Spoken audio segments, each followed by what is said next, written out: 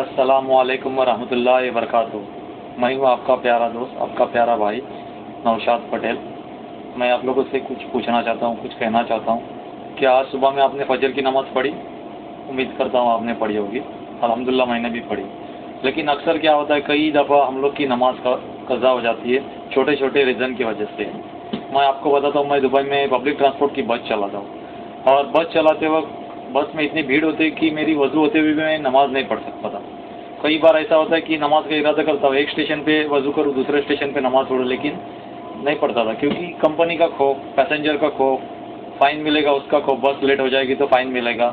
लेकिन मेरे दिल के अंदर एक ख्याल आया, मैं जब हमेशा शेख जाद रोड से या कोई हाईवे से गुजरता था तो मैंने बहुत बार देखा कि कुछ पठान लोग, नमाजी पठान लोग जो सच्चे नमाजी होते हैं, वो अल्लाह का खौफ रखते हैं। वो पुलिस का या कोई कानून का खौफ नहीं रखते, क्योंकि कानून तो आपने और हमने बनाया। अल्लाह के कानून से बढ़कर दुनिया में कोई कानून नहीं है।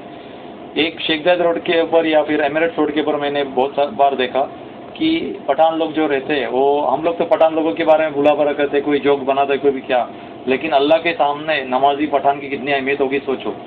बहुत सारे पठान लोग ऐसे, आज़ान हो गई, येलो लाइन क्रॉस करके अपनी गाड़ी साइड में लगाते हैं। आपको मालूम है दुबई में येलो लाइन क्रॉस करने का 610 दिरहम फ़ाइन है। उसका खौफ नहीं रखते क्योंकि वो लोग अल्लाह का खौफ रखते और अपनी अजान की आवाज़ सुनने के बाद में गाड़ी साइड में लगा के जायनमाज बिछा के 10 मिनट लेके पूरी नमाज पढ़ते येलो लाइन क्रॉस करके।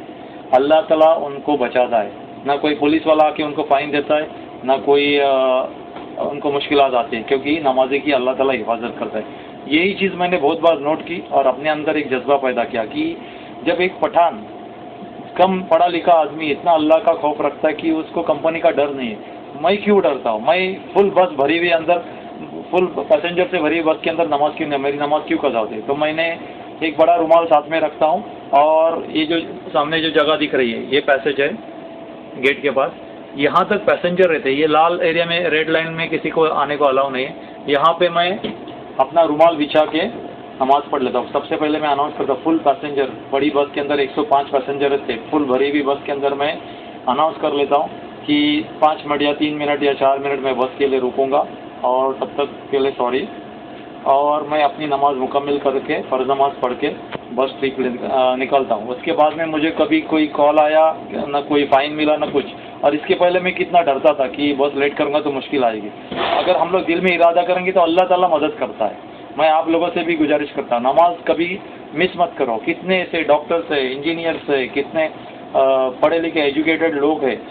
अगर आपने डॉक्टरी की, इंजीनियरिंग की, अकाउंट सीखा, सीए बने, उसका कुछ फ़ायदा अगर आप बेनमाजी रहेंगे तो? अल्लाह के सामने एक बेनमाजी डॉक्टर, बेनमाजी इंजीनियर, बेनमाजी अकाउंटेंट कुछ अहमियत नहीं, लेकिन वही अगर डॉक्टर नमाजी होगा तो उसके अंदर पूरा दीन आ जाएगा।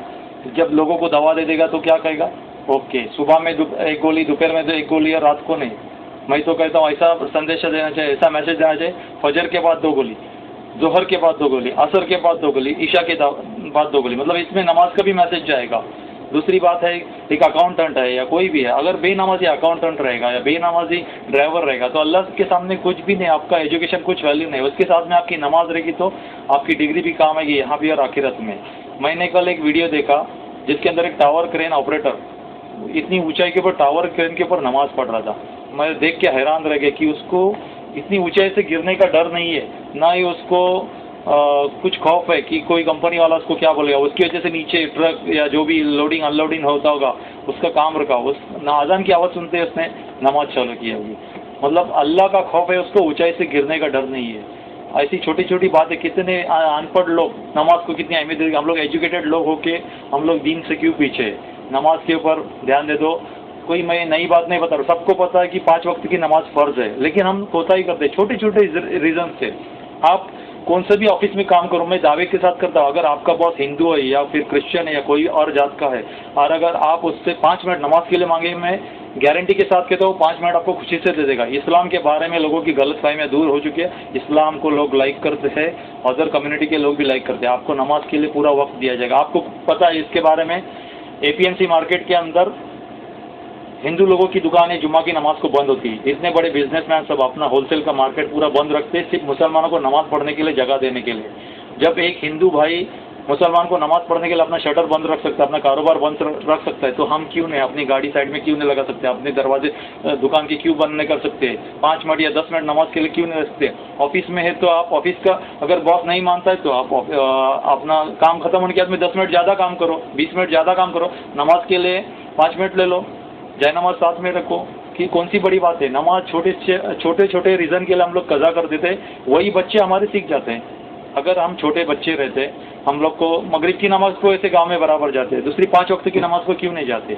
मैं एक बात कहता हूँ कि ज़्यादातर इस्लामिक तालीम से हम दूर रहते जा रहे हैं। बच्चे इंग्लिश मीडियम में पढ़ते, सुबह में फजर के टाइम पे हम लोग उठते क्यों, नमाज के लिए नहीं उठते, बच्चों को नहलाने धुलाने के लिए, बस तक पहुँचाने के लिए। वही चीज़ अगर पहले बच्चों को उठाओ, नहला धुला के फजर की नमाज से शुरुआत करो और बच्चों को तालीम दे दो कि टीचर से परमिशन लेके बराबर नमाज पढ़ो, तो बच्चे के अंदर पहले से दीन आ जाएगा। वो बच्चा जब इंटरव्यू को जाएगा, अजान की आवाज़ सुनेगा तो पहले इंटरव्यू को जाएगा कि वो नमाज को जाएगा। जब हम अपने कारोबार को अहमियत नहीं देंगे, अल्लाह की बताए हुए रास्ते पर चलेंगे, रसूल सल्लल्लाहु अलैहि वसल्लम के बताए हुए रास्ते पर चलेंगे, तो इंशाअल्लाह हम कामयाब हो जाएंगे।